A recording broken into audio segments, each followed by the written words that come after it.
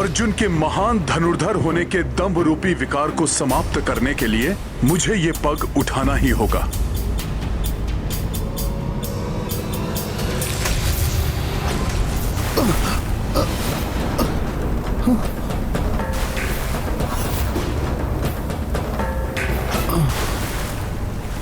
ये कैसे हो गया?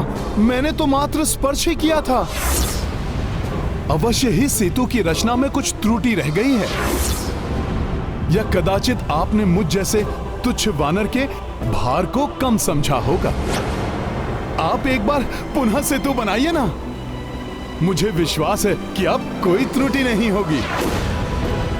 इस बार अवश्य ही आपका बाण सेतु सुदृढ़ बनेगा।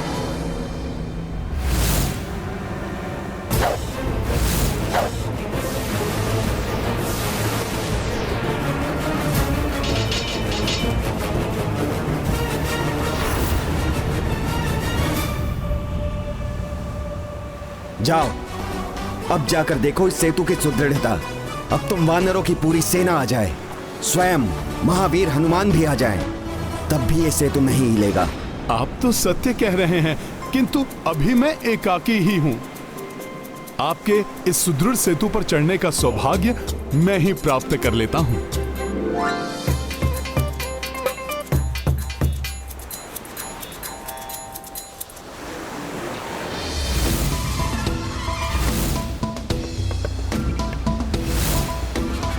आगे बढ़।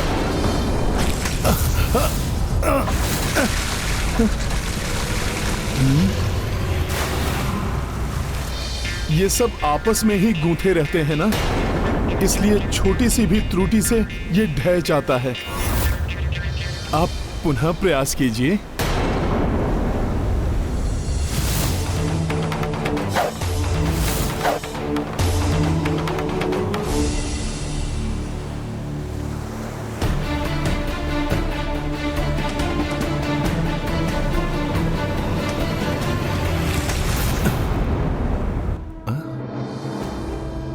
इस परीक्षण में तो सफल रहा आपका ये बाण सेतु। अब आगे का परीक्षण। अब आगे भी कुछ नहीं होगा। तुम चाहे इस पर कूदो, इस पर नृत्य करो, ये नहीं टूटेगा। अब इस पुल में कोई त्रुटि नहीं होगी।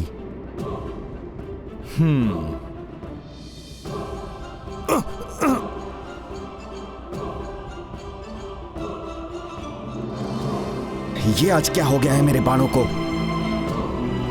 मैं समझ गया, आप मेरे साथ परिहास कर रहे हैं। आप बना दीजिए ना सुदृढ़ सेतु।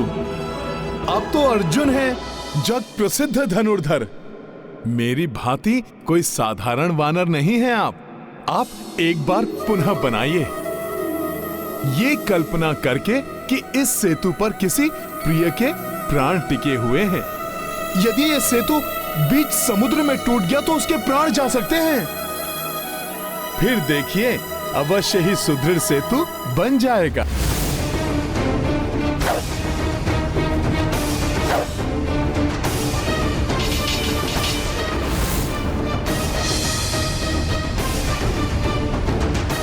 अब ना जाने क्या होने वाला है।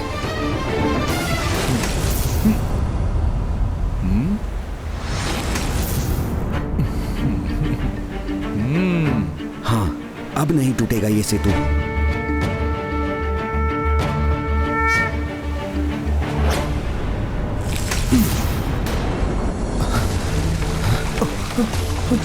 ये तो पुनः टूट गया। मेरे बाण इतने शक्तिहीन कैसे हो सकते हैं, जो एक वानर का भार तक नहीं सह पा रहे हैं। ये मेरे साथ क्या हो रहा है प्रभु?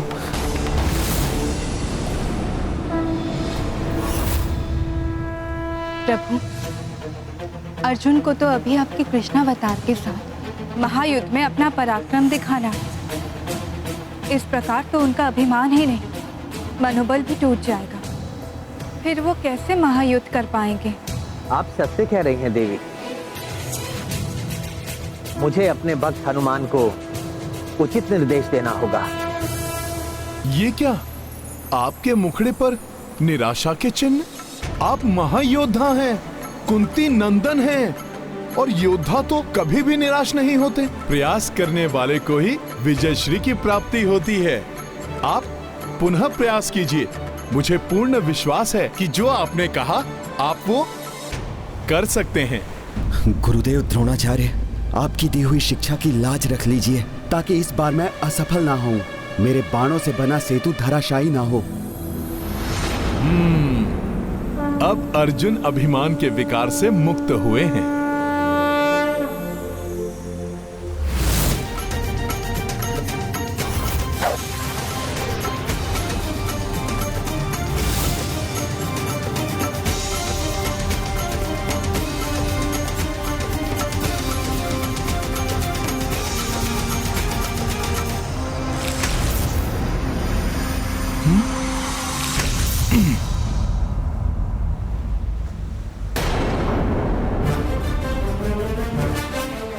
अर्जुन की इतनी कड़ी परीक्षा नहीं लेनी चाहिए हनुमान को। कहीं अभिमान टूटने के स्थान पर उसका आत्मविश्वास ही ना डिग जाए।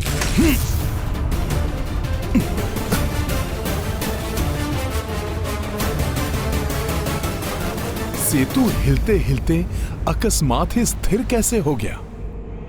आखिर ऐसा क्या हुआ था कि सेतु हिलते हिलते स्थिर हो गया और सेतु ने हनुमान का भार भी संभाल लिया?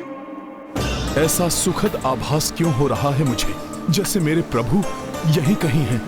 हे प्रभु, आप यदि यहाँ हैं तो आप ही कोई संकेत दीजिए कि अचानक ये सेतु इतना सुदृढ़ कैसे हो गया, जो मेरे कुछ भी करने पर नहीं टूट रहा। क्या हुआ? रुक क्यों गए वानर महोदय? जितनी इच्छा है उछल कूद करके देख लो। मेरे बाणों से बना हुआ ये सेतु अब नहीं टूटने वाला। अब तो विश्वास हो गया होगा ना तुम्हें कि प्रभु श्री राम की संपूर्ण सेना मेरे इस सेतु पर इस सागर को लांघ सकती थी।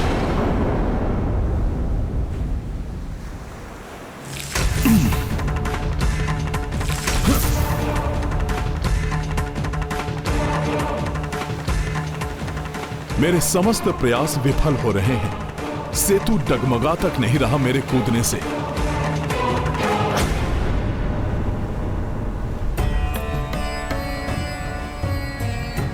तुमने सत्य कहा था वानर। प्रयास करते रहने से सफलता अवश्य प्राप्त होती है। देखो कितने सुदृढ़ सेतु की रचना कर दी मैंने।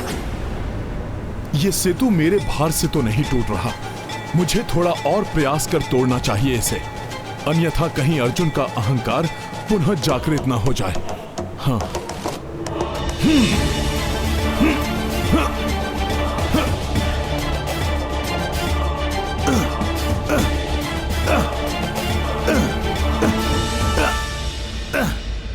तो वो आप ही थे जिन्होंने कुर्मावतार लेकर अर्जुन के सेतु को संभाल कर उसे गिरने से बचा लिया। हाँ प्रिय, जब मेरे राम अवतार में मेरे परिवार का, मेरे समस्त दायित्वों का, रघुकुल के कार्यों का, मेरी सेना का सारा बोझ सदा हनुमान उठाते रहे, तो अब ये मेरा समय था उनका बोझ अपने ऊपर उठाने का।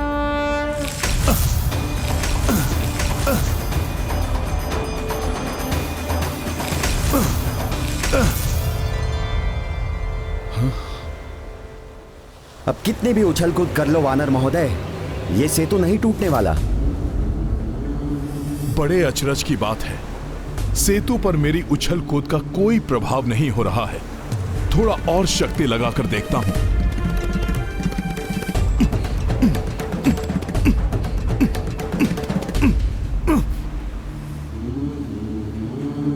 अर्जुन द्वारा रचित इस सेतु की इस दृढ़ता से तो मैं भी अचंभित हूं। क्यों? अब बोलो, क्या मेरा बना हुआ सेतु प्रभु श्री राम और उनके सैनिकों द्वारा बनाए गए सेतु से अधिक स्थिर, अधिक सुदृढ़ नहीं है? जब से मुझे प्रभु की उपस्थिति का आभास हुआ है, तभी से यह सेतु अचानक टूटने के स्थान पर अड़िग हो गया। कहीं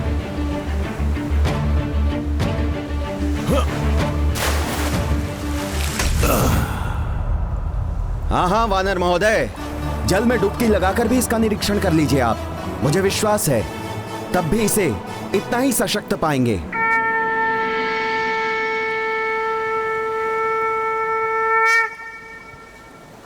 कच्छप? तो स्वयं प्रभु ने ही कच्छप रूप में पांडव श्रेष्ठ अर्जुन का सेतु अपने ऊपर संभाल रखा है। मेरे प्रभु श्री राम कूर्मा अवतार लेकर आए हैं यहां। प्रणाम प्रभु।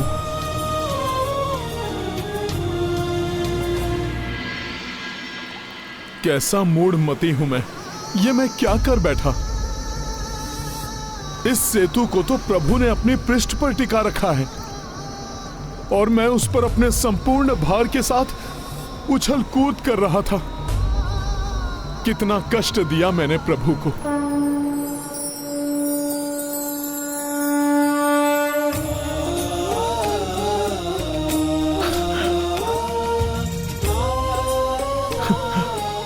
प्रभु, मेरे प्रभु, हे प्रभु श्री राम, इस रूप में पुनः आपके दर्शन प्राप्त कर आपका ये भक्त धन्य हो गया प्रभु। किंतु मेरा दुर्भाग्य है प्रभु कि मेरे कारण आपको इतनी पीड़ा हुई।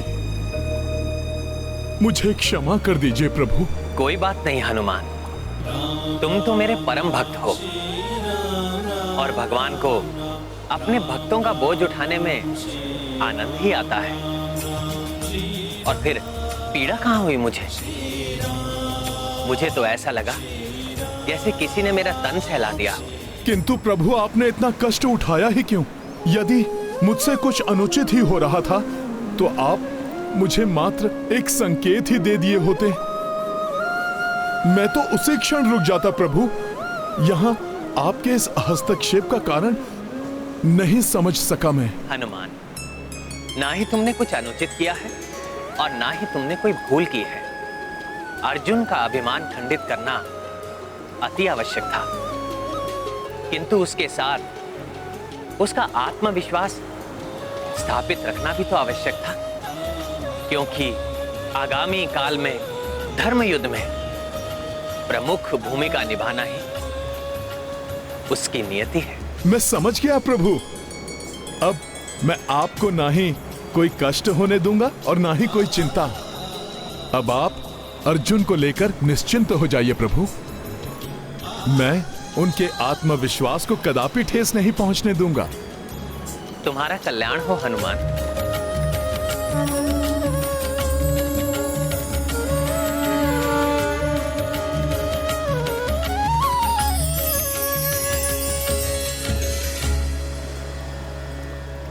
प्रणाम प्रभु, मैं आपका आशय पूर्ण रूप से समझ गया हूं। दंभ विनाश का सूचक है, किंतु आत्मविश्वास के बिना मनुष्य अपनी नियति को कभी नहीं पा सकता। धर्म की स्थापना के लिए अर्जुन का आत्मविश्वास स्थिर रहना अति आवश्यक है।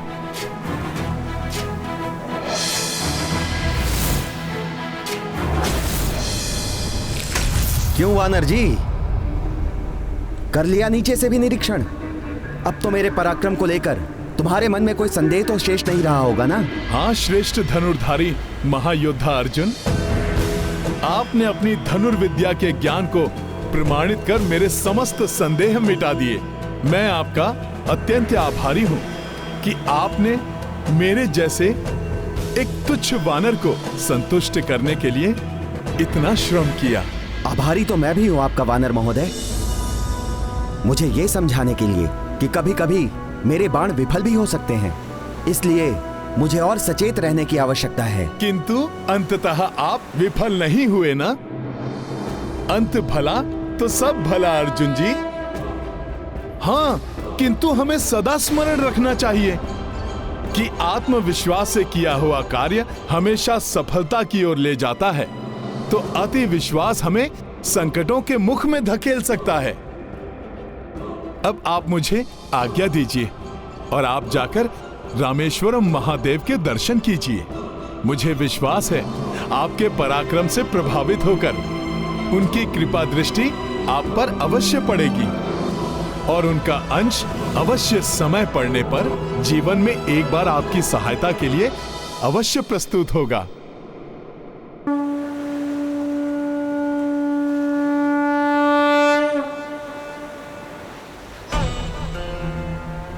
ये विचित्र वानर महोदय कौन थे और वो अभी मुझसे क्या कह गए? किसी आगामी संकट की सूचना दे गए, अथवा उनके इन शब्दों में उस संकट से रक्षा का आशीष नहीं था।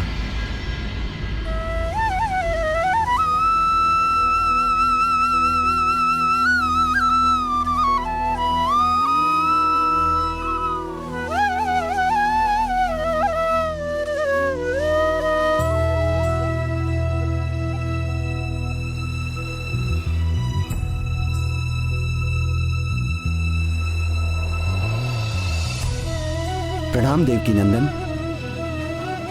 आप यहाँ कैसे? क्या करूं धनुर्धारी अर्जुन, विवश होकर आना ही पड़ा,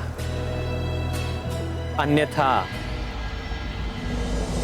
आपका ये सेतु टूटकर बिखर जो जाता। मुझे कूर्मा अवतार धारण कर सेतु को अपने पृष्ठ पर स्थित करना पड़ा, तब जाकर संभला है आपका ये सेतु।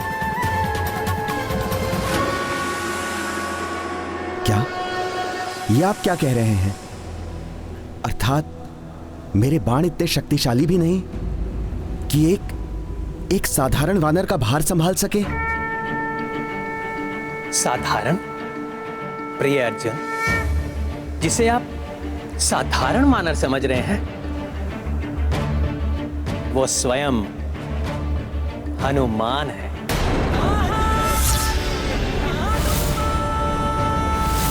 प्रभु श्री राम भक्त हनुमान? हाँ अर्जुन, आपके मन में छाए अहंकार को ही तोड़ने आए थे वो, और मेरे कहने पर यहां से चले गए, क्योंकि मैं आपके आत्मविश्वास को टूटते हुए नहीं देखना चाहता था।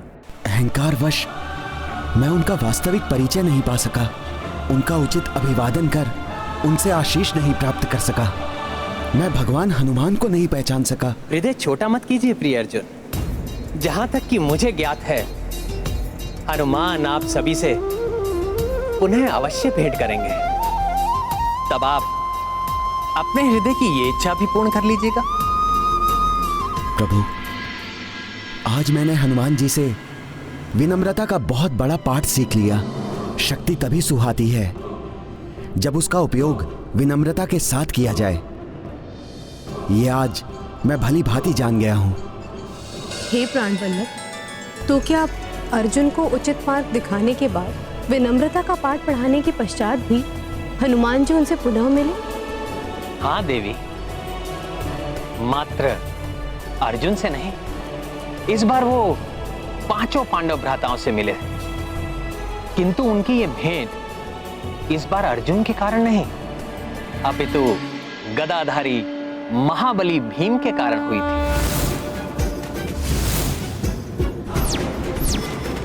महाबली भीम के कारण? हाँ प्रिय, वही महाबली भीम जिनका तन अत्यंत बलिष्ठ था।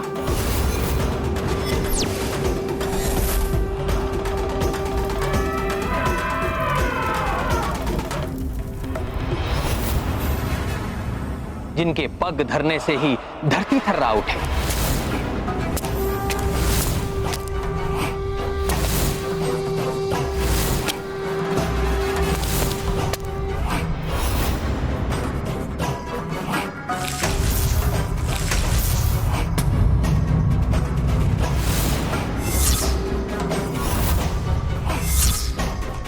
जिनकी भुजाओं में 10 सहस्त्र गज का बल समाता हो। प्रकृति भी पराजित होगी महाबली भीम के पराक्रम से।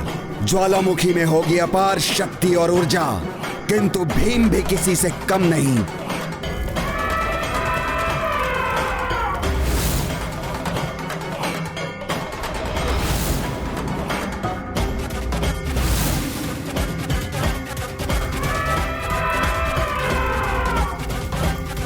अपनी भुजाओं में उठाकर इस टीले को, इस ज्वालामुखी से रक्षा करूंगा इन निरीह प्राणियों की, प्रमाणित कर दूंगा अपने अपार बल को।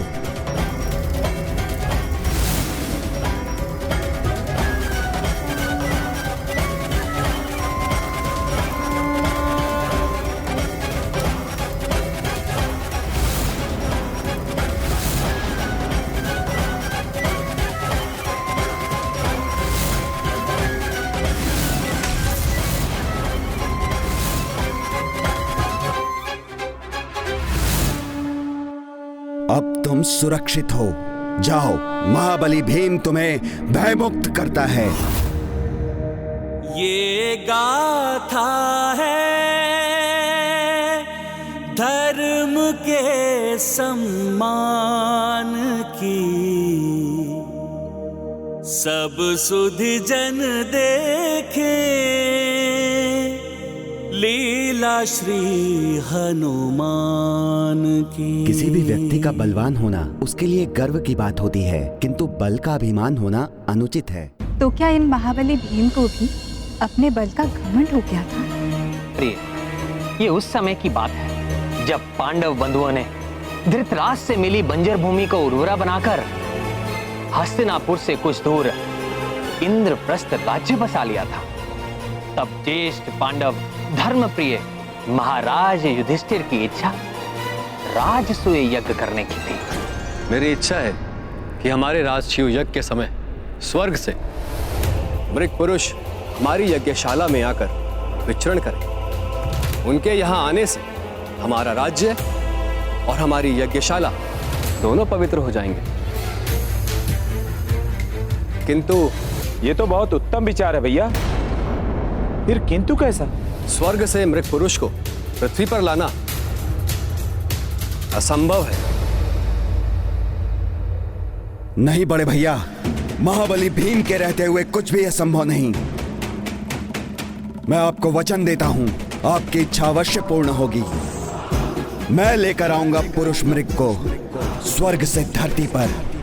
जैसे हनुमान पवन पुत्र माने जाते हैं, उसी प्रकार स्वयं पवन देव के अंश होने के कारण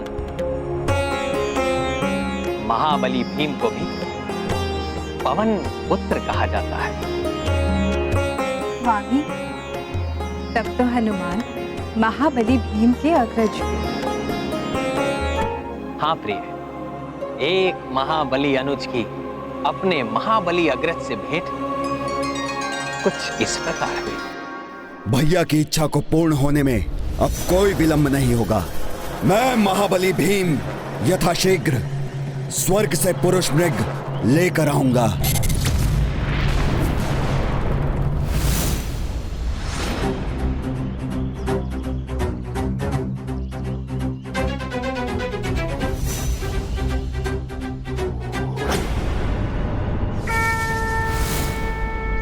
मैं तो एक शुभ कार्य के लिए जा रहा था और ये पूंछ मेरे मार्ग में आ गई।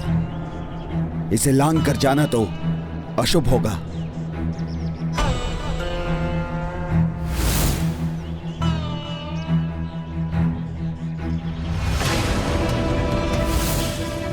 ओ अबोध वानर,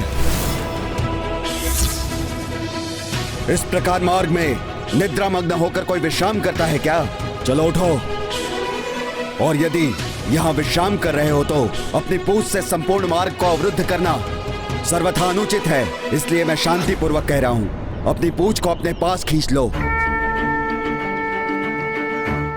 क्षमा करें, वृद्धा अवस्था है न मेरी, इसलिए जहां शक्ति चूक जाती है वहीं पड़ जाता हूं।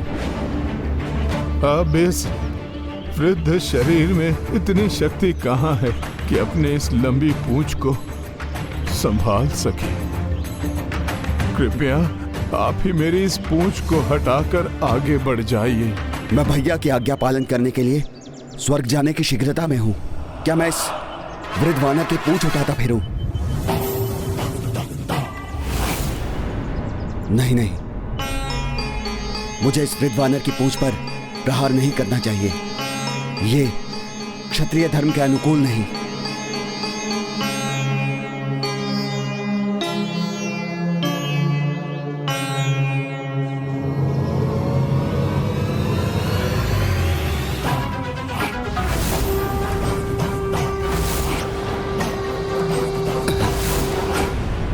आप में तो अद्भुत शक्ति है।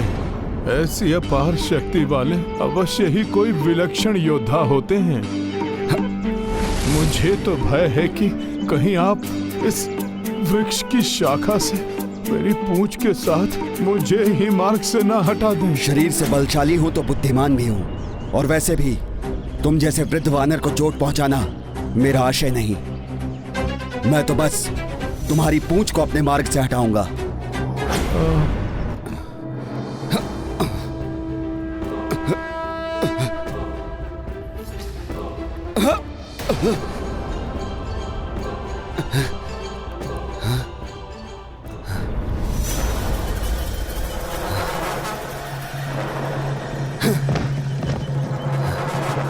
वानर, तुम किसी माया का प्रयोग तो नहीं कर रहे हो ना? ये आप कैसा लालछन लगा रहे हैं इस तुच्छ वृद्ध वानर पर? और वैसे भी आपके ऊपर कौन सी माया कार्य कर सकती है?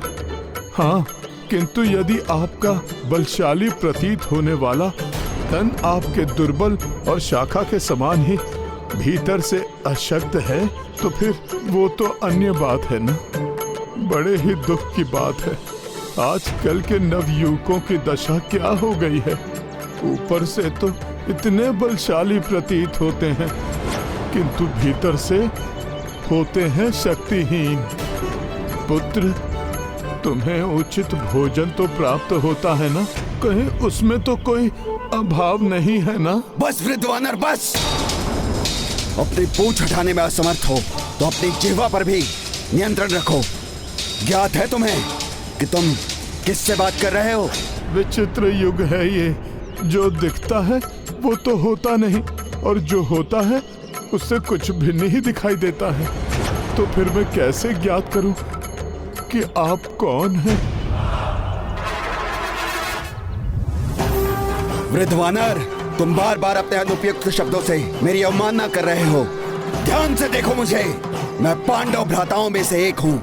महाबली गदाधारी भीम हूँ मैं।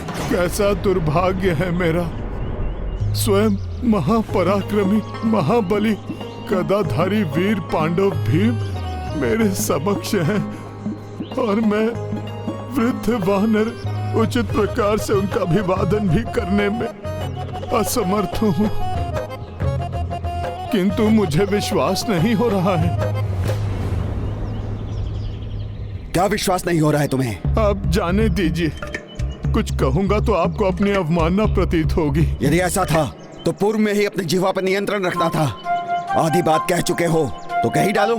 दिखने में तो आप महाबली भीम जैसे हैं, किंतु आपके कर्म उनके समान नहीं हैं।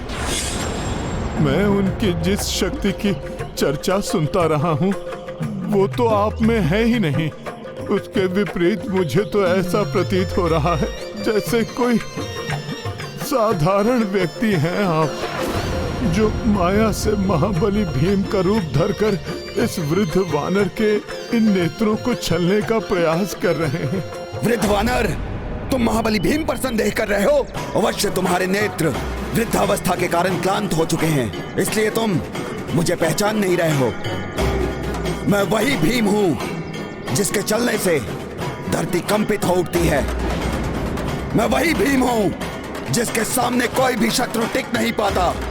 मैं वही भीम हूं जिसके सामने बड़े से बड़ा योद्धा एक क्षण भी टिक नहीं पाता। मैं वही भीम हूं जिसने जरासंध जैसे योद्धा को 2 भागों में विभक्त कर दिया। तो यही उचित समय है भीम के अहंकार और अभिमान को समाप्त करने का। अच्छा, मैं मान लेता हूँ आप पांडवों के मंझले भ्राता भीम ही हैं, किंतु आप मेरी पूंछ को क्यों नहीं हटा पाए? चलिए, कोई बात नहीं, कभी कभी अपार शक्ति भी व्यर्थ हो जाती है। आप ऐसा कीजिए, अपना मार्ग परिवर्तित कर लीजिए। मैं तो ठहरा वृद्ध और जो शक्त वानर, मैं अपनी पूंछ कैसे हटा सकूंगा जब आप जैसा महाबली उसको नहीं हिला पा रहा है? मुझे ज्ञात नहीं वानर कि मेरे साथ ऐसा क्यों हो रहा है, परंतु मुझे अपनी शक्ति पर पूर्ण विश्वास है। सहस्त्रों गज का बल समाता है मेरी इन बलशाली भुजाओं में। अब देखो मैं तुम्हारी पूंछ किस प्रकार हटाता हूं मेरे मार्ग से।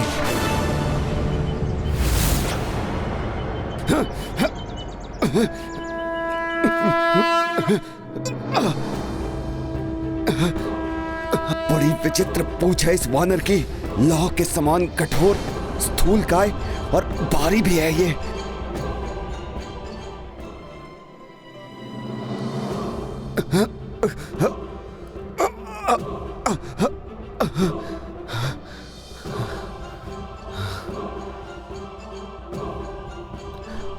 वानर, क्या तुम शिलाओं का भोजन करते हो? तुम्हारी पूंछ इतनी भारी हो गई है कि मेरे कुछ भी करने पर हिल तक नहीं रही।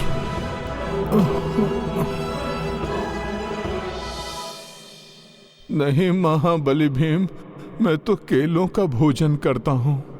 ये स्वादिष्ट भी होते हैं और इनसे शक्ति भी प्रदान होती है। आप भी मुझसे कुछ केले लेके खा लीजिए, कदाचित इनसे ही आपको कोई शक्ति प्राप्त हो और आप इस वृद्ध वानर की पूंछ को हिला सकें। मेरे धैर्य की परीक्षा मत लो वानर। अवश्य ही तुम कोई साधारण वानर नहीं हो, मायावी हो। तुम्हें वृद्ध और लाचार मानकर मैंने सबसे बड़ी भूल की है। आप मुझ पर इस निरीह वानर पर आरोप क्यों लगा रहे हैं महाबली? आपसे मेरी पूंछ नहीं हिल रही है तो आप अपना क्रोध मुझ पर निकाल रहे हैं। आप मेरा सुझाव मानिए, क्रोध त्याग दीजिए और आगे बढ़ने का कोई अन्य उपाय ढूंढ लीजिए। वानर, मेरा विश्वास है कि प्रत्येक जीव में तुम्हारे जैसे वृद्ध और शिथिल वानर में भी ईश्वर का वास है। इसलिए तुम्हारी पूंछ को लांघकर मैं ईश्वर का अपमान नहीं करना चाहता था।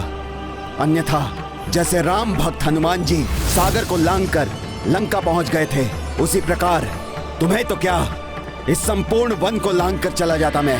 हनुमान, ये आप किसकी बात कर रहे हैं महाबली भीम? वानर होते हुए भी तुमने वानर श्रेष्ठ हनुमान जी का नाम नहीं सुना? वो तो संपूर्ण सृष्टि में वानर युक्ता मुखम श्री राम दूतम हनुमान के नाम से प्रख्यात हैं। श्री राम के महानतम भक्त पवन देव उन्हें अपना पुत्र मानते हैं, इसलिए वो मेरे भी अग्रज समान हुए। अच्छा, होंगे, किंतु मैंने तो किसी के भी मुख से उनका नाम नहीं सुना। आश्चर्य है, तुम्हें नहीं ज्ञात? महानतम कवियों ने उनके चरित्र पर अनेक ग्रंथों की रचना की है। उनके ही समान मेरे बल का यशगान करने के लिए अनेकों कवियों ने अपनी रचनाएं रच दी हैं। अब तो तुम्हें मेरा पूर्ण परिचय प्राप्त हो ही गया है, तो हटाओ अपनी इस मायावी पूंछ को और मुझे आगे बढ़ने दो, अन्यथा विवश होकर मुझे तुम्हें लांघना ही होगा। ये उचित उपाय है, आप लांघ कर ही चले जाइए।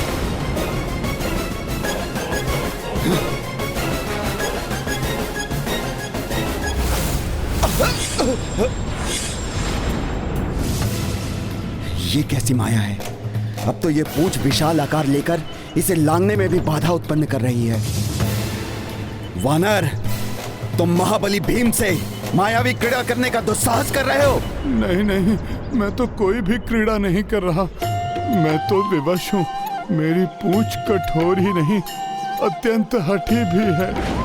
उसे समझाने या नियंत्रित करने में असमर्थ हूँ मैं।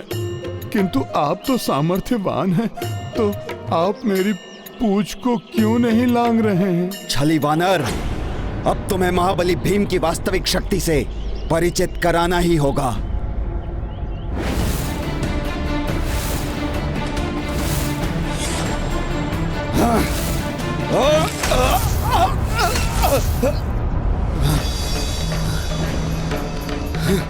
ये पूंछ इतनी विशालकाय कैसे हो गई?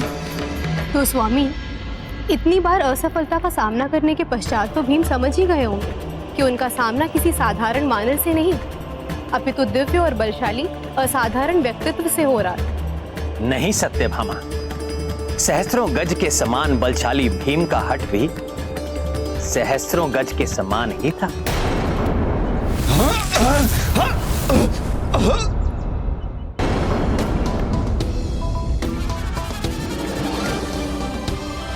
छोड़ दीजिए, अब मुझे ज्ञात हो गया, वो सब मिथ्या था जो तुमने मुझे सुनाया।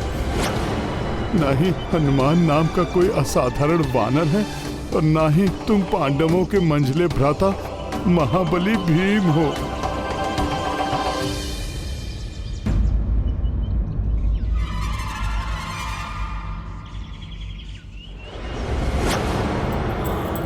लांग लांघे गिरि देखे कपिराई, भीम पूछ पर लांघ नहीं पाई। कूदते फांदते श्वास भर आई, स्वेद बूंद मस्तक पर छाई। महाबली हनुमत की रुचिकर लीला राम भगत की, जय जय जय रघुनंदन राम, जय जय जय महाबली हनुमान। वानर श्रेष्ठ हनुमान की बात कर रहे थे ना तुम, जिन्होंने सागर लांघ दिया था? उनके अनुज बुला रहे थे अपने आप को, कह रहे थे महाबली भीम हो तुम, किंतु तुम तो मेरी पूंछ तक भी नहीं लांघ सके।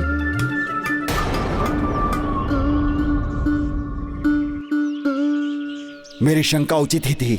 जो तुम दिखाई देते हो वो तुम हो नहीं। फिर कौन हूं मैं? ये तो मुझे ज्ञात नहीं, किंतु तुम जो भी हो, मैं तुम्हारे मेरे मार्ग की बाधा बनने नहीं दूंगा। लांघ कर नहीं जा सकता तो ना सही, मैं तुम्हारी परिक्रमा करके आगे बढ़ जाऊंगा। इसका यह अर्थ नहीं कि मैंने तुमसे पराजय स्वीकार कर ली है, किंतु इसलिए कि मुझे अपने कार्य में विलंब हो रहा है। और वैसे भी तुम जैसे वृद्ध वानर से उलझकर व्यर्थ गंवाने के लिए समय नहीं है मेरे पास। कोई बात नहीं, आप ये भी प्रयास करके देख लीजिए। आप मेरे पीछे से होकर क्यों नहीं चले जाते?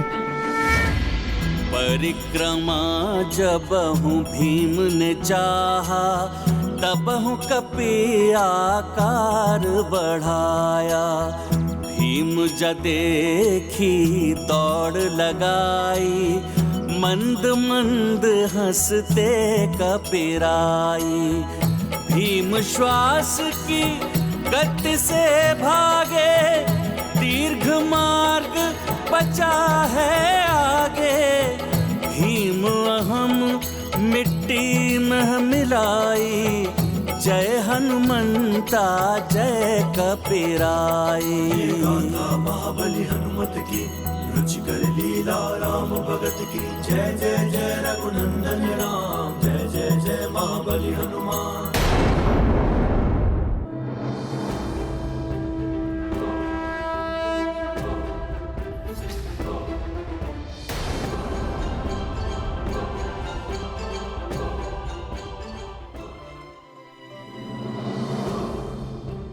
आप कोई साधारण वानर नहीं हैं, इसका आभास तो मुझे हो गया था।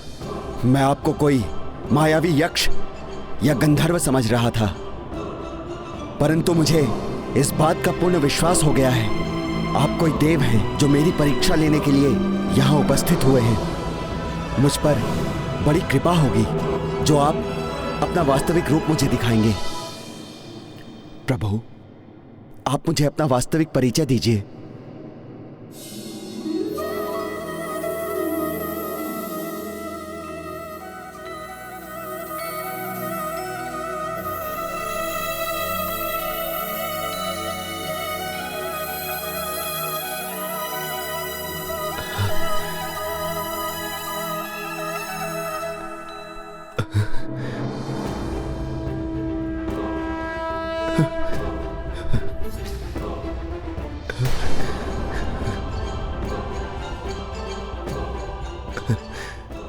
साक्षात राम भक्त हनुमान जी, आपके दर्शन पाकर मैं धन्य हो गया प्रभु।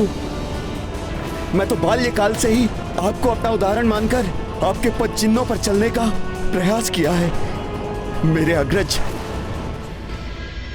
कितना मूर्ख हूं मैं, कितना दुष्ट हूं जो मैं आपको नहीं पहचान सका।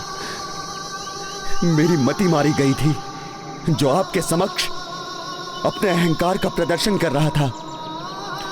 मेरे भ्रम, मेरे अहंकार को मिटाने के लिए कोटि कोटि प्रणाम प्रभु, कोटि कोटि प्रणाम। अहंकार त्यागने से तो तुम्हारा सदैव कल्याण होगा महाबली भीम।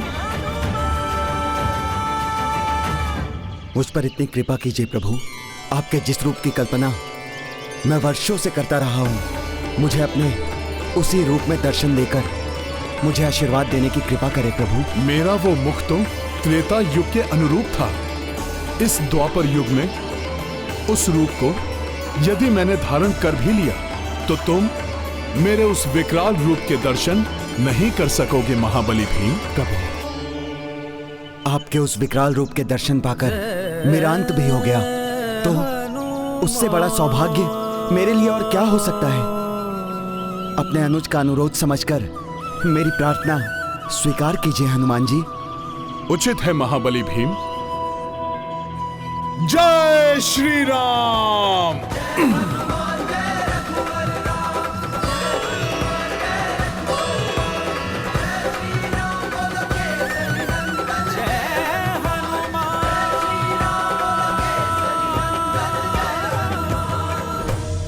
ये गाथा है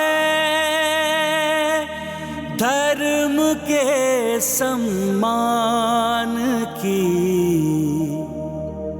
सब सुधि जन देखे लीला श्री हनुमान की। व्यक्ति का अहंकार उसे दुर्बल बनाता है, जबकि विनम्रता उसे महान बनाती है।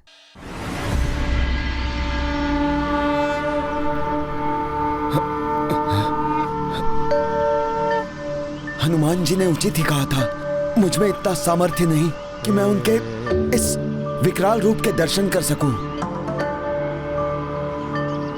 हे महाबली हनुमान, मैं विनती करता हूं, आप पुनः अपना सामान्य रूप धारण कीजिए प्रभु। वो अपने साधारण रूप में आए, उसके पूर्व ही हनुमान जी के इस अद्भुत रूप की एक झलक पाने का सौभाग्य तो पालूं मैं।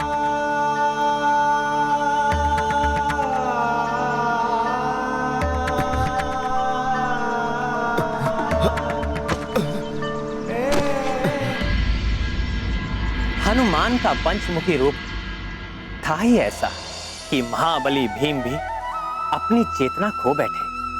कुछ समय बाद जब हनुमान अपने साधारण रूप में लौटे तो उन्होंने भीम को उनकी अचेत अवस्था से निकालकर उन्हें जागृत किया।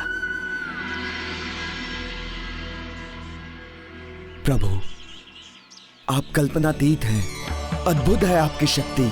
आपके महाविकराल रूप के दर्शन पाकर तो मुझे ज्ञात हो गया है, मैं महाबली पुकारे जाने के योग्य कदापि नहीं हूं। महाबली तो क्या, मुझ में तो इतना भी सामर्थ्य नहीं है कि मैं वास्तविक महाबली के उनके वास्तविक पूर्ण रूप के दर्शन भी कर सकूं। बल मुझ में और तुम में कहां है भीम?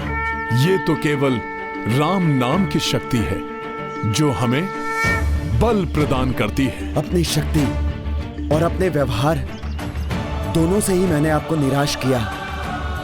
इसके लिए मैं आपसे क्षमा चाहता हूं हनुमान जी। किंतु मैं तो तुमसे तनिक भी निराश नहीं हूं, अपितु तुम्हारी अपार शक्ति और निश्चय की दृढ़ता से अत्यंत प्रभावित हूं। तुमने सभी असफलताओं के बाद भी अपने निरत प्रयत्नों से यह प्रमाणित कर दिया कि तुम सहजता से पराजय स्वीकार करने वालों में से नहीं हो। किंतु तुम ये सदैव स्मरण रखना कि भूल से भी जागृत हुए अहंकार का त्याग करना अति आवश्यक है। हनुमान जी, अपनी इस भूल के लिए मैं बहुत ही लज्जित हूं। आप विश्वास रखिए, आपने मुझे जो सीख दी है उसे मैं कभी नहीं भूलूंगा। प्रभु नहीं, तुमने तो स्वयं कहा था कि मैं तुम्हारा अग्रज हूं, तो तुम मुझे भ्राता बताकर ही संबोधित करो। मैं तुम्हें तुम्हारे प्रत्येक कार्य में सफल होने का और आगामी धर्म युद्ध में अपने सभी विरोधियों को सफलतापूर्वक पराजित करने का आशीर्वाद देता हूं। हनुमत भीम को बोले भाई, आगे बढ़ के हृदय से लगाई, ऊर्जा आशीष रूप प्रदाना, जगमह तुम सो को हनुमाना। ये गाथा महाबली हनुमत की, रुचिकर लीला राम भगत की। जय जय जय रघुनंदन राम, जय जय जय महाबली हनुमान। संकट मोचन महाबली, मुझे शक्ति प्रदान करने के लिए और सफलता का आशीष देने के लिए कोटि कोटि धन्यवाद। मैं जिस कार्य के लिए जा रहा हूं उसको सार्थक करने में आपका आशीष मेरा परम सहायक बनेगा। मैंने युधिष्ठिर भैया को वचन दिया है, मैं पुरुष मृग को स्वर्ग से धरती पर लेकर आऊंगा। पुरुष मृग? महाबली भीम, पुरुष मृग को कैसे ले जा पाओगे तुम? तुम्हें ज्ञात भी है कौन है पुरुष मृग? ये तो मैं नहीं जानता हनुमान जी। मैंने अपनी शक्ति के अहंकार में भैया को वचन दे दिया था। अब उस वचन को निभाने के लिए समस्त प्रयास करना अनिवार्य है। किंतु आपसे एक निवेदन है, जिस प्रकार आपने मुझे मेरे अहंकार से बाहर निकाला, उसी प्रकार इस कार्य को पूर्ण करने में आप मेरी सहायता कीजिए।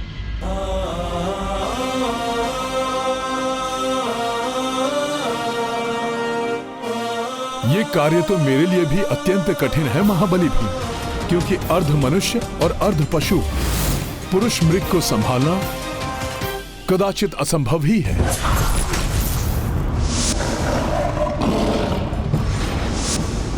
मन की गति से भी तीव्र वेग से चलने की क्षमता है उनकी।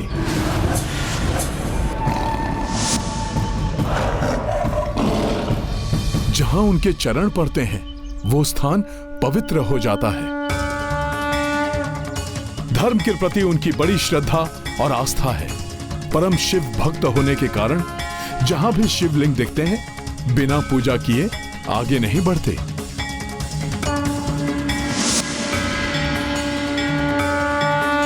ओम नमः शिवाय, ओम नमः शिवाय।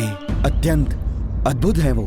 अद्भुत तो हैं, किंतु उनसे एक भयंकर बात भी जुड़ी हुई है। वो पुरुष का भोजन करते हैं और पल भर में किसी भी पुरुष को अपना आहार बना सकते हैं।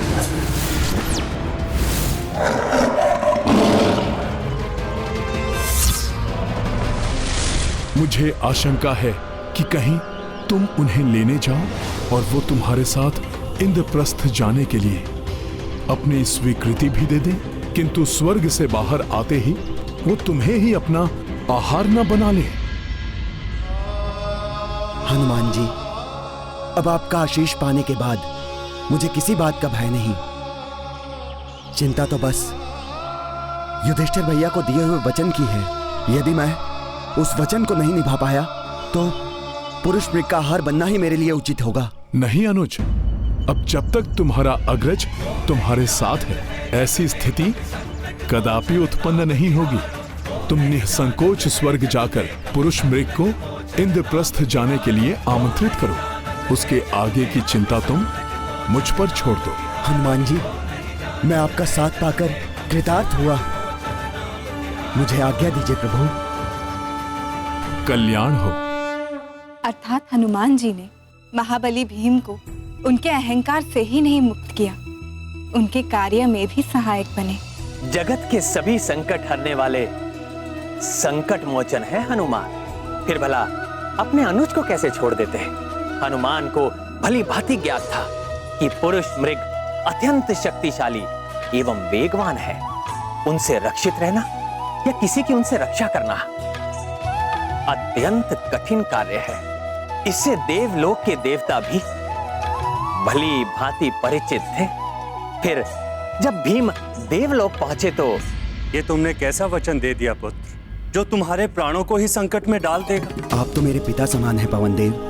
आपको तो ज्ञात ही होगा, मेरे बड़े भ्राता धर्मराज युधिष्ठिर के वचन को पूर्ण करना मैं अपना धर्म समझता हूँ। इसलिए उनकी इच्छा को पूर्ण करने के लिए मैंने कुछ भी सोचना विचारना उचित नहीं समझा। पुत्र, मैं नहीं चाहता कि तुम अपने प्राण व्यर्थ में ही गवा दो। पुरुष मृग दिव्य है, पवित्र है, किंतु उनको साधना अत्यंत संकटमयी है। हे देव, जब मेरे अग्रज मेरे सहायक हैं तो भला मुझे किसी संकट की क्या चिंता। मुझे स्वयं वानर श्रेष्ठ प्रभु श्री राम के परम भक्त पवन पुत्र कहलाए जाने वाले हनुमान जी ने आश्वस्त किया है कि वो मुझे इस कठिन कार्य में सफलता दिलाने के लिए वे मेरे सहायक बनेंगे। उचित है भीम, यदि स्वयं हनुमान तुम्हारे रक्षक हैं तो मैं तुम्हें पुरुष मृग के निकट ले जाऊंगा। किंतु स्मरण रखना पुत्र, स्वर्ग लोक में तो सब भूख और प्यास दोनों से ही मुक्त रहते हैं। इसलिए यहाँ तो तुम सुरक्षित हो, किंतु स्वर्ग लोक से बाहर जाते ही उनकी भूख पुनः जागृत हो उठती है और फिर वो अपना आहार ढूंढने लगते हैं। ओम नमः शिवाय, ओम नमः शिवाय। वो रहे पुरुष मृग। ओम नमः शिवाय। जाओ महाबली भीम, किंतु अपनी सुरक्षा के लिए सचेत रहना।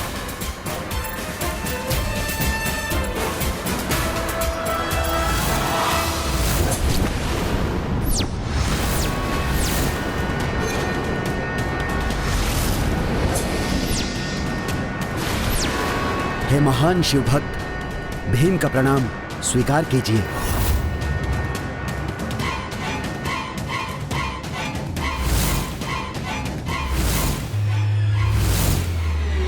मैं अपने ज्येष्ठ भ्राता धर्मराज युधिष्ठिर की इच्छा को पूर्ण करने के लिए मैं आपको महल ले जाने के लिए आया हूं, ताकि आपके चरण हमारे महल पर पड़े और वो धन्य हो जाए। तुम स्वयं अपनी मृत्यु के मुंह में प्रवेश करना चाहते हो क्या? तुम्हें ज्ञात है ना मेरा भोजन क्या होता है? पुरुष।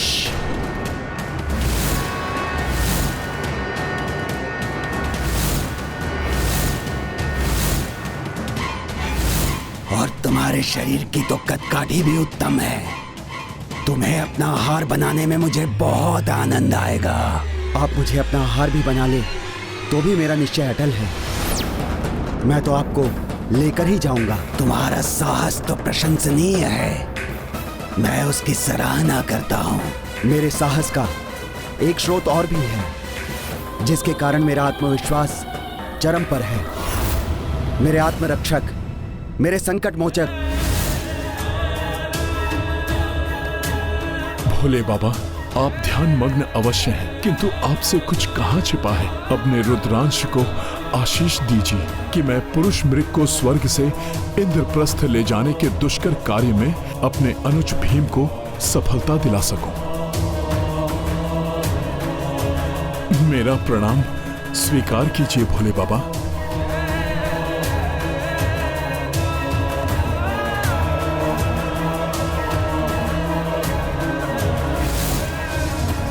हनुमान जी के ही समान तुम्हारी सच्चाई और कार्यनिष्ठा देखकर मैं अत्यंत प्रसन्न हुआ। इसलिए मैं तुम्हें तुम्हारा वचन पूर्ण करने का एक अवसर अवश्य दूंगा, परंतु स्वर्ग से बाहर जाते ही तुम्हें मुझसे भी तीव्र गति से चलकर मुझसे पूर्व इंद्रप्रस्थ पहुंचना होगा, क्योंकि यदि तुम ऐसा नहीं कर सके तो मैं तुम्हें खा जाऊंगा। अन्यथा तुम्हारे भ्राता की इच्छा पूर्ण करूंगा। स्वीकार है तो रुको, अन्यथा अपने प्राणों की रक्षा हेतु उल्टे पांव चले जाओ यहां से।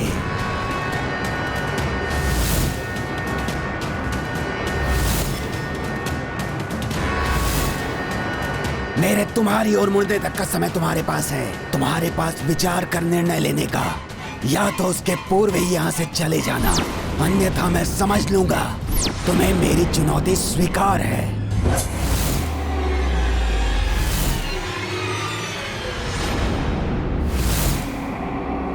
बुद्धिमान है, चला गया, अन्यथा उसकी मृत्यु तो निश्चित थी। आपकी आज्ञा हो तो आरंभ करें पुरुष मृग जी। अपनी मृत्यु का स्वागत पुष्पों से मत करो भीम, अभी तो शीघ्र स्वर्ग के मुख्य द्वार तक पहुंचो, क्योंकि मेरे वहां पहुंचते ही हमारी प्रतिस्पर्धा आरंभ हो जाएगी। उचित है, तो मुझे आज्ञा दीजिए पुरुष मृग जी। स्मरण रहे, यदि मैंने तुम्हें पकड़ लिया तो तुम्हारे समान स्वस्थ और भरे हुए शरीर को अपना भोजन बनाकर अत्यंत आनंदित हो जाऊंगा मैं। इसीलिए मुझसे दया की कोई आशा मत रखना। किंतु महल पहुंचने पर आप किसी को अपना आहार तो नहीं बनाएंगे ना? मैं तुम्हें वचन देता हूँ, मेरे द्वारा तुम्हें अपना आहार बनाने के पूर्व इंद्रप्रस्थ पहुंच गए तो मुझसे भय की कोई बात नहीं। तब मैं किसी भी पुरुष को अपना भोजन नहीं बनाऊंगा। तो उचित है पुरुष मृग जी, मैं अपनी यात्रा आरंभ करता हूँ। जय बजरंग बली। हाँ। फिर क्या हुआ ना? फिर प्रारंभ हुई प्रतिस्पर्धा महातेजस्वी पुरुष मृग और महाबली भीम के मध्य।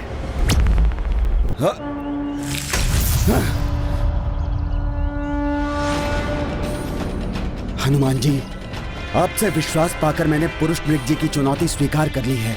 अब आगे की यात्रा में मेरा मार्गदर्शन आप ही कीजिए प्रभु।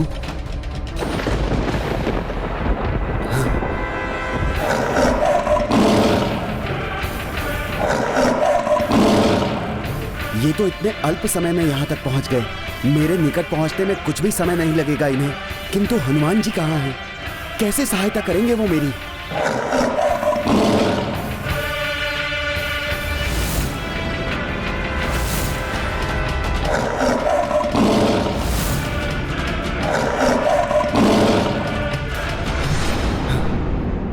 हनुमान जी, मेरी रक्षा कीजिए, सहायता कीजिए मेरी प्रभु। कहाँ है मेरे अग्र...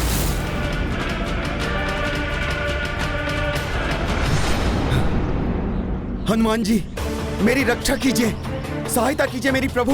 कहाँ है मेरे अग्रज? चिंता मत करो भीम, मैं हूं ना। ये हनुमान जी क्या करने की चेष्टा कर रहे हैं? कैसे रक्षा करेंगे ये भीम की?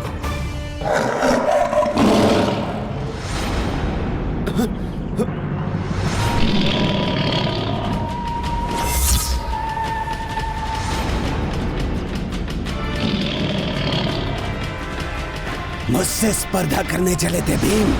अब देखो कैसे मैं तुम्हें अपना भोजन बनाता हूँ। ये तो मेरे सामने ही आ गए। हनुमान जी ना जाने कहाँ हैं। ओम नमः शिवाय, ओम नमः शिवाय।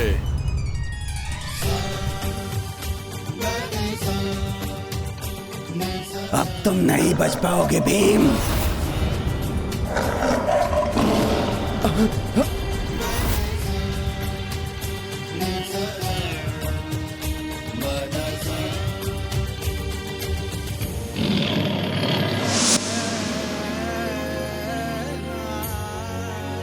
ओम नमः शिवाय। यह अकस्मात शिवलिंग हमारे मध्य में कैसे आ गया?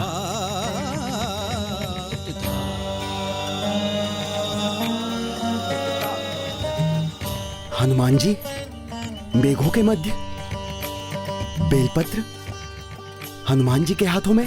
परम शिव भक्त होने के कारण पुरुष मृग जहां भी शिवलिंग देखते हैं बिना पूजा किए आगे नहीं बढ़ते। हनुमान जी, आप अतुलित बल के धाम ही नहीं, बुद्धि, विवेक और विज्ञान के निधाना भी हैं। क्या युक्ति लगाई आपने? आप सत्य में जगत के संकट मोचन हैं। अब खड़े क्यों हो भीम? आगे जाओ। हाँ हनुमान जी, अब एक क्षण के लिए भी मुझे यहाँ नहीं रुकना चाहिए। अविलंब मुझे महल तक पहुँचना ही होगा।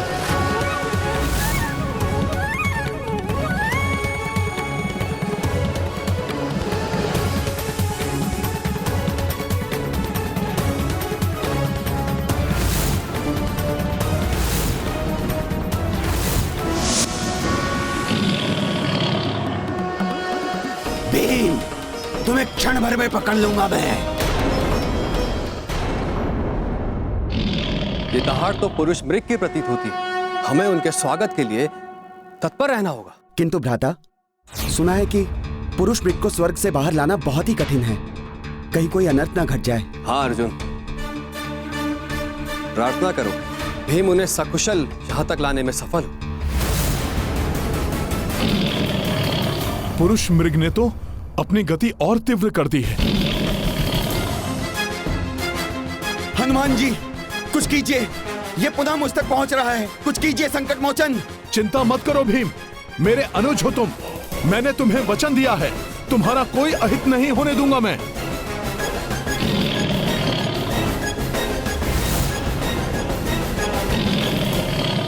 ये गाथा महाबली हनुमत की, रुचिकर लीला राम भगत की। जय जय जय रघुनंदन राम, जय जय जय महाबली हनुमान। युक्ति अनोखी कपीश लगाए, भीम पुरुष मृग हाथों बचाए। मार्ग मह कपि बेल पत्र गिराए, पूजा मह पुरुष मृग उलझाए। ये गाथा महाबली हनुमत की, रुचिकर लीला राम भगत की जय जय जय रघुनंदन राम जय जय जय महाबली हनुमान।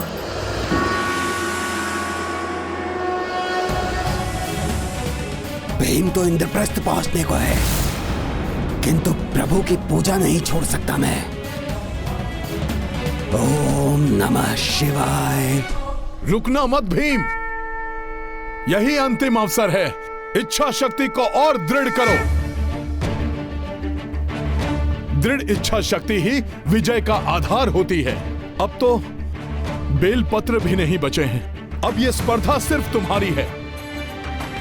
सोचो, तुम्हें स्वयं के लिए यह स्पर्धा विजित करनी है या अपने प्रियजनों के लिए? महल के इतने निकट आकर क्या मैं असफल हो जाऊंगा? नहीं, मुझे सफल होना है, अपने लिए ना सही तो अपने भ्राताओं के लिए। भीम, तुम कर सकते हो। मन के हारे हार है, मन के जीते जीत। आगे बढ़ो मेरे अनुज। ओम नमः शिवाय, ओम नमः शिवाय।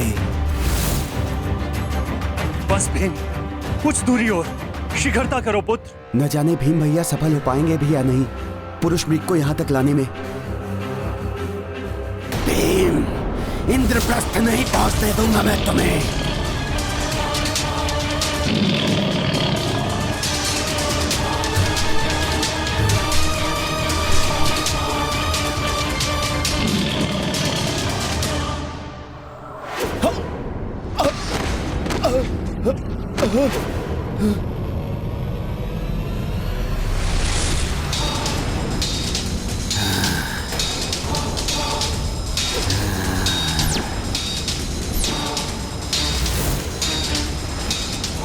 तुम परास्त हुए भीम। वचन के अनुसार अब तुम भोजन बनोगे मेरा। तुम्हारे सुदृढ़ देह ने बहुत ललचाया है मुझे। अब तुम्हें खाकर उतना ही आनंद आएगा। स्मरण योग्य होगा मेरा आज का ये भोजन। पुरुष मृग ने तो पकड़ लिया भीम को। ना जाने क्या होने वाला है। ये गाथा है धर्म के सम्मान की, सब सुधि जन देखे लीला श्री हनुमान की। किसी की क्षमता को जाने बिना उससे प्रतिस्पर्धा करने का परिणाम अहितकारी भी हो सकता है। तुम परास्त हुए भीम। संविदा के अनुसार अब तुम भोजन बनोगे मेरा। मैं तुम्हें तुम्हारा वचन पूर्ण करने का एक अवसर अवश्य दूंगा, परंतु स्वर्ग से बाहर जाते ही तुम्हें मुझसे भी तीव्र गति से चलकर मुझसे पूर्व इंद्रप्रस्थ पहुंचना होगा, क्योंकि यदि तुम ऐसा नहीं कर सके तो मैं तुम्हें खा जाऊंगा। पुरुष मृग ने तो पकड़ लिया भीम को। नहीं पुरुष मृग जी, अब आप मुझे तो क्या किसी को अपना भोजन नहीं बना पाएंगे, क्योंकि मैं परास्त नहीं हुआ। देखिए, मैं महल की सीमा में प्रवेश कर चुका हूँ, भीतर हूँ मैं। नहीं, तुम स्वयं को भीतर देख रहे हो, जबकि मैं तुम्हें बाहर देख रहा हूँ। अभी भी तुम बाहर ही माने जाओगे। नहीं पुरुष मृग जी, मैं आधा भीतर हूँ और आधा बाहर। मैंने अपनी महल की सीमा को स्पर्श कर लिया है। अतः अब यदि आप मुझे भोजन बनाएंगे तो ये अन्यायपूर्ण होगा, अधर्म होगा। यदि तुम्हें विश्वास है कि ये अन्याय है, अब न्याय तुम्हारे ही भ्राता न्याय मूर्ति धर्मराज युधिष्ठिर करेंगे। वही ये निर्णय लेंगे कि तुम पर मेरा अधिकार बनता है या नहीं। धर्मराज युधिष्ठिर, आपके भ्राता भीम इंद्रप्रस्थ से बाहर है या भीतर? क्या आप इस विषय में निष्पक्ष निर्णय करने के लिए प्रस्तुत हैं?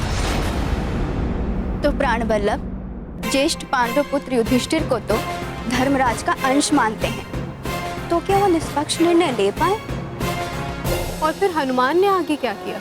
प्रिय, सब बताता हूं। स्पर्धा के नियम एवं समस्त वस्तु स्थिति को जानने के पश्चात युधिष्ठिर भी असमंजस में पड़ गए। उन्हें समझ में नहीं आ रहा था कि वो क्या निर्णय दें। क्या विचार कर रहे हैं युधिष्ठिर जी? आप धर्मराज हैं, आशा है आप उचित ही न्याय करेंगे। ना जाने क्या निर्णय देंगे धर्मराज युधिष्ठिर। मेरा भाई मुझे प्रिय है, मैंने ही इसे भेजा था स्वर्ग आपको इंद्रप्रस्थ लाने के लिए, किंतु न्याय की दृष्टि में प्रिय अप्रिय, अपना पराया सब एक समान है, क्योंकि भीम के शरीर का आधा भाग महल के अंदर और आधा भाग महल के बाहर। अतः न्याय के अनुसार भीम की आदि देह पर पुरुष मृग का अधिकार माना जाएगा।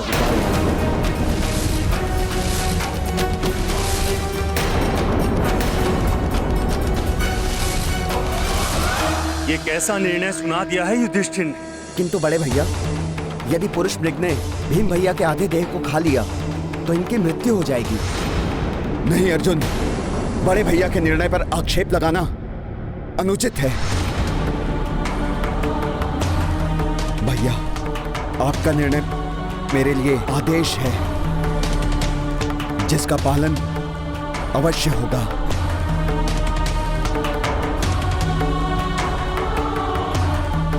हे पुरुष मृग, हे धर्म के पथ पे चलने वाले महान शिव भक्त, आपको आपका अधिकार अवश्य मिलेगा। न्याय के अनुसार मेरी देह का आधा भाग आपको समर्पित है। ये तुमने क्या किया भीम? परिणाम जो भी हो, किंतु तुम्हारी न्याय प्रियता प्रशंसनीय है। तुम्हारी देह जितनी सुदृढ़ है, तुम्हारा हृदय उतना ही कोमल। मैं तुम्हें अपनी संविदा से मुक्त करता हूं।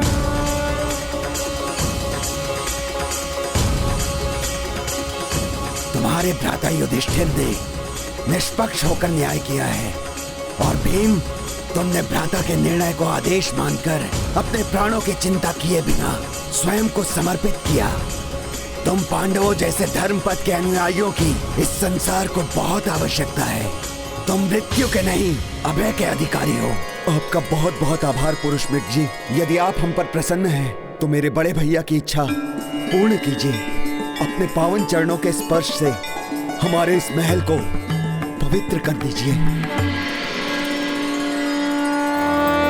इंद्रप्रस्थ पुरुष मृग प्रवेशा, पांडव सकल उल्लास व हर्षा।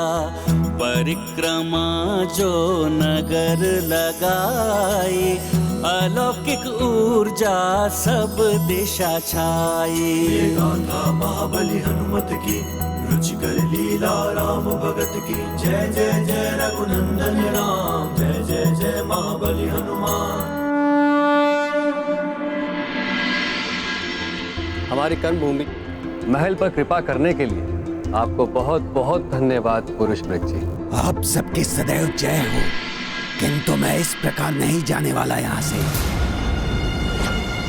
अब क्या चाहिए इन्हें? कहीं पुनः कोई असंभव कार्य तो नहीं बता देंगे ये? भीम, मुझे ज्ञात है हमारी स्पर्धा में तुम्हारी सहायता किसी और ने की है, इसलिए कहीं ये पुनः नहीं। अब जो भी हो, मैं किसी भी परिस्थिति के लिए प्रस्तुत हूँ जिनके कारण यह संभव हुआ। मैं उन महाबली के दर्शन करना चाहता हूँ। यदि वो हस्तक्षेप नहीं करते तो मार्ग में ही तुम मेरा आहार बन चुके होते। वही मेरे मार्ग में बार बार शिवलिंग उपस्थित करते, मुझे तुम तक पहुँचने से रोक रहे थे। ये आप किसके विषय में बात कर रहे हैं पुरुष मृग जी? वही जो जगत के संकट मोचन हैं, जिन्होंने भीम को इस संकट से उबारा। संकट मोचन महाबली हनुमान। संकट मोचन महाबली हनुमान? ये क्या कह रहे हैं आप? ये सत्य कह रहे हैं बड़े भैया। स्पर्धा के आरंभ में ही ये कई बार मेरे निकट आ गए थे। मैं तो आरंभ में ही इनका भोजन बन जाता, किंतु हनुमान जी ने बार बार इनके मार्ग में शिवलिंग स्थापित कर दिया और कोई भी महान भक्त अपने भगवान की उपेक्षा करके आगे नहीं बढ़ सकता। और ये तो शिव जी के महान भक्त हैं, अतः इन्हें बारंबार शिव जी की पूजा के लिए रुकना पड़ा। भीम, उन महाबली हनुमान के दर्शन करा के मेरा जीवन धन्य कर दो। हे संकट मोचन, हे महाबली हनुमान, हमें दर्शन देकर कृतार्थ कीजिए प्रभु।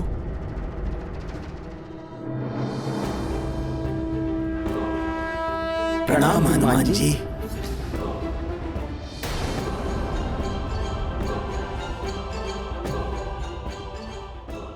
आपने हम पांडवों पर कृपा की, आपको कोटि कोटि नमन हनुमान जी। आपके दर्शन पाकर मैं धन्य हो गया। पुरुष मृग जी, आप जैसे महान शिव भक्त के दर्शन तो मैं भी करना चाहता था, क्योंकि श्रेष्ठ भक्ति भक्त को भगवान से एकाकार कर देती है। आपने बारंबार शिवलिंग उपस्थित करके मुझे मेरे प्रभु की बार बार पूजा करने का अवसर प्रदान किया, इसलिए आपको शत शत धन्यवाद। आप भी यहाँ तक आए, अपने चरणों से इंद्रप्रस्थ को पवित्र किया, इसके लिए आपको भी कोटि कोटि धन्यवाद। सत्य तो ये है, इस महल में पवित्रता भक्त शिरोमणि हनुमान जी के पावन चरणों के कारण ही आई है। इनकी जिस पर कृपा हो उसे सदैव विजय की प्राप्ति होती है। मुझे दर्शन देने के लिए आपको धन्यवाद हनुमान जी।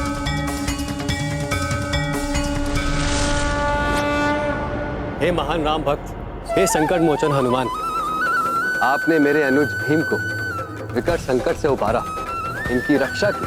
आपका ये उपकार हम पांडव कभी नहीं भूलेंगे। हनुमान जी, जगत में ऐसा कौन भक्त होगा जो आपके संकट मोचन नाम से परिचित नहीं होगा।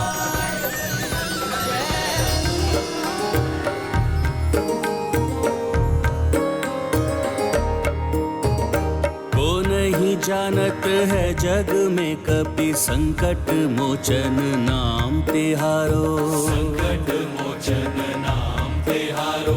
अंजनी पुत्र हो केसरी नंदन, शिव के जो अंश शिवांश पुकारो। शिव के जो अंश शिवांश पुकारो। बाल समय भानु भक्षी लियो तुम, जान के फल कोई प्यारो प्यारो। जान के फल कोई प्यारो प्यारो। देव की ये बिनती तब छोड़ो, देव की ये बिनती तब छोड़ो, दिन कर जग में की उजियारो। को नहीं जानत है जग में कपि संकट मोचन नाम तिहारो। संकट मोचन नाम तिहारो।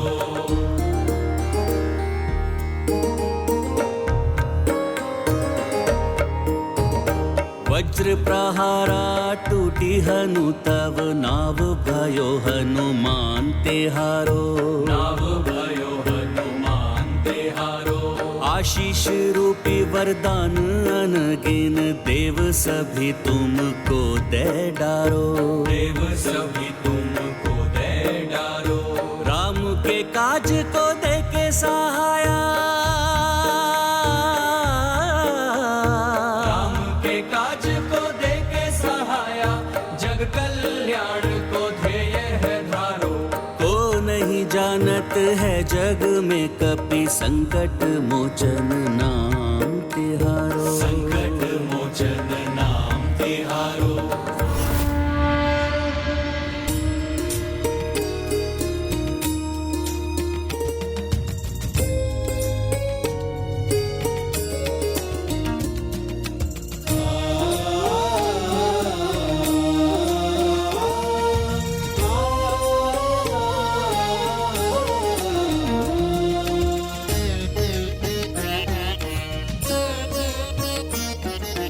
प्रणाम प्रभु श्री राम।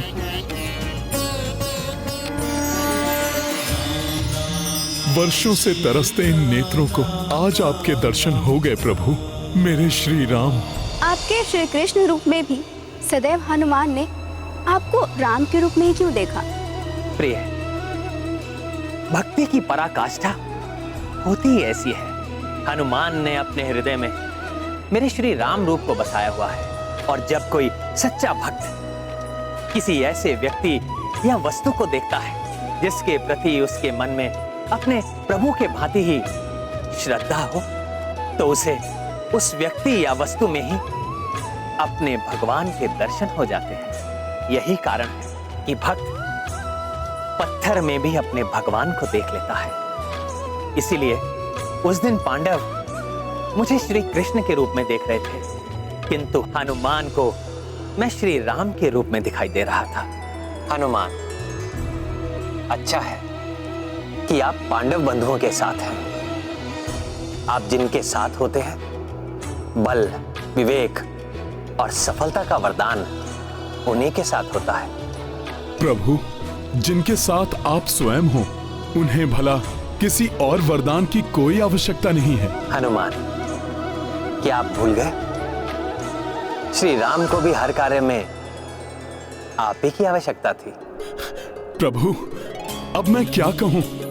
आप तो अपने इस तुच्छ से भक्त का मान बढ़ा रहे हैं। जिस प्रकार श्री राम ने तुम्हारी सहायता से राक्षसों का संहार किया था, उसी प्रकार पांडवों एवं मुझे भी अधर्मियों के विनाश के लिए भविष्य में होने वाले महायुद्ध में तुम्हारी सहायता की आवश्यकता होगी। हनुमान प्रभु, धर्मपथ के पथिकों की सहायता के लिए हनुमान सदैव तत्पर रहा है और सदैव रहेगा।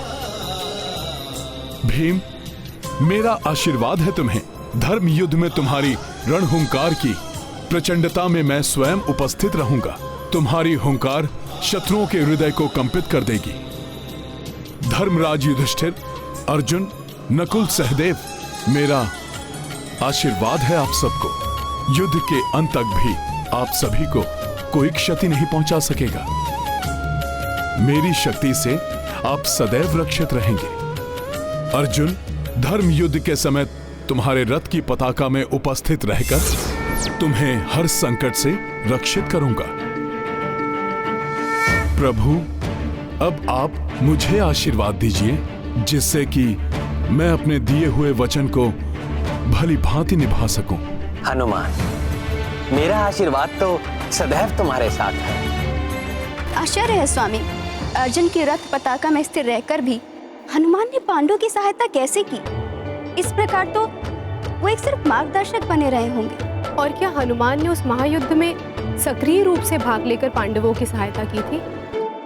सक्रिय तो हनुमान आरंभ से अंत तक थे प्रिय, किंतु कपिध्वज के रूप में। और इस सत्य का पता अर्जुन को भी युद्ध की समाप्ति के बाद ही पता चला। तुम्हारा रथ तो बहुत पहले ही दिव्यास्त्रों के प्रभाव से जल चुका था। सहस्त्रों प्रचंड एवं शक्तिशाली अस्त्र प्रतिदिन तुम्हारे रथ से टकरा रहे थे, किंतु हनुमान आरंभ से ही उन अस्त्रों के समक्ष ढाल बनकर तुम्हारी रक्षा करते रहे। युद्ध में विजय प्राप्त करने के लिए बधाई हो पार्थ। अब रथ से उतर जाओ। यह हमारा विजय रथ है माधव। इसी पर आरूढ़ होकर हमें हस्तिनापुर चलना चाहिए। नहीं धनंजय, अब ये रथ इस योग्य नहीं रहा, अतः यहीं उतरना होगा तुम्हें इस रथ से।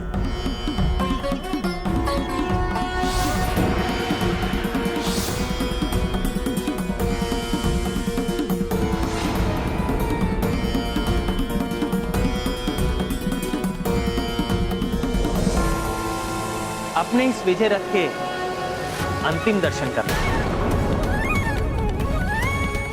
ऐसा क्यों कह रहे हैं माधव? कुछ तो रहस्य है इसमें। आपने हम सभी का बहुत साथ दिया है, अब आप भी इस रथ को त्याग दीजिए। संकट मोचन हनुमान।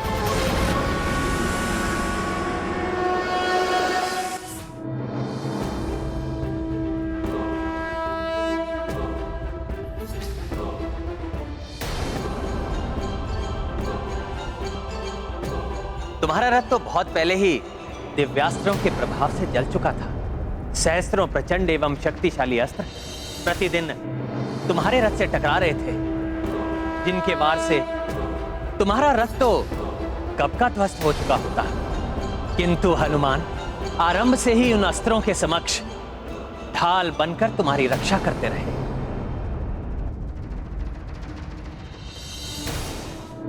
इसलिए उनके हटते ही तुम्हारा रथ नष्ट हो गया।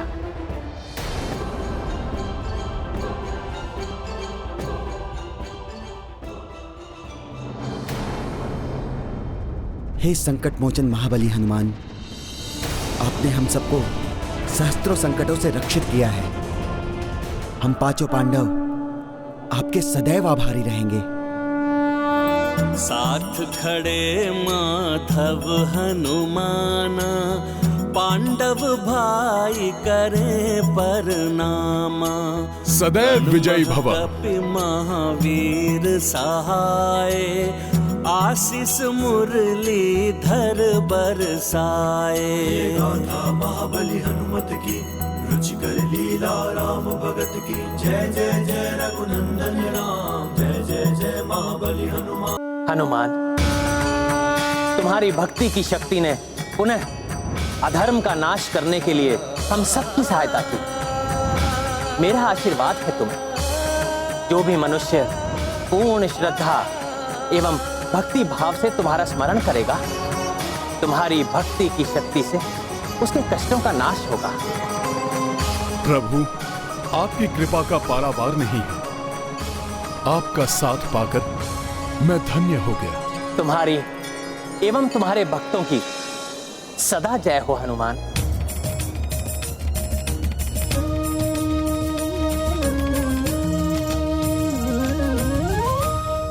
जय श्री राम। कुरुक्षेत्र का ये भीषण संग्राम यहीं समाप्त नहीं हुआ था। जब तक संकट मोचन हनुमान पांडवों के साथ उनकी पताका में उपस्थित रहे, तब तक पांडवों को हर अनिष्ट से उन्होंने रक्षित किया, हर संकट के समक्ष ढाल बनकर उन्हें बचाया। किंतु संकट मोचन के युद्ध भूमि से गमन करते ही एक प्रचंड संकट ने पांडवों की ओर बढ़ना आरंभ कर दिया था। उस प्रचंड संकट का नाम था अश्वत्थामा, पांडवों के गुरु द्रोणाचार्य का पुत्र अश्वत्थामा। नहीं दुर्योधन, नहीं, तुम्हारी ये दशा नहीं देख सकते हम। अश्वत्थामा दुर्योधन का गुरु भ्राता ही नहीं, परम मित्र भी था। महाभारत युद्ध में कौरवों की पराजय और उसके पिता द्रोणाचार्य की मृत्यु के कारण उसके हृदय में प्रतिशोध की अग्नि धधक रही थी, और उस अग्नि में घृत डालकर उसे भड़काने का कार्य किया अंतिम श्वास लेते दुर्योधन के संवादों ने। मुझे उस दिन सबसे अधिक दुख हुआ था जिस दिन गुरुदेव द्रोणाचार्य की मृत्यु हुई थी। तुम्हारे हृदय की पीड़ा को मैं समझ सकता हूँ मित्र, किंतु युद्ध में वीर गति को प्राप्त हुए योद्धाओं पर गर्व किया जाता है, दुख नहीं। वीर गति नहीं मित्र, वीर गति नहीं, छल के साथ वध किया गया था उनका। पांडवों ने किया था यह छल। ये तुम क्या कह रहे हो मित्र? ऐसा कैसे हो सकता है? ऐसा ही हुआ था। गुरुदेव द्रोणाचार्य का साहस तोड़ने के लिए तुम्हारे वध की मिथ्या सूचना दी गई थी पांडवों द्वारा।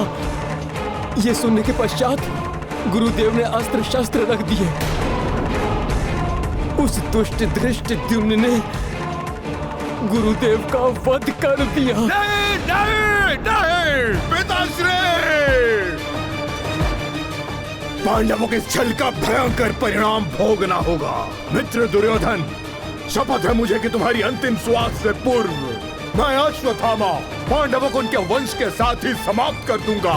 मेरे प्रतिशोध की अग्नि में पांडवों को जलना होगा, जलना होगा। प्रतिशोध की ज्वाला जब धधकती है तो मनुष्य को राक्षस बनते समय नहीं लगता। वही अश्वत्थामा के साथ भी हुआ। मदांध अश्वत्थामा सीधा पांडवों के शिविर जा पहुंचा, जहां भीषण युद्ध से क्लांत हुए पांडव बेसुध होकर निद्रा मग्न लेटे हुए थे। मेरे पिताश्री का छल से वध करने वाले पांडवों, सुख की निद्रा में मग्न हो। तुम्हारी सुख की निद्रा को चिर निद्रा में परिवर्तित कर दूंगा मैं। ये गाथा है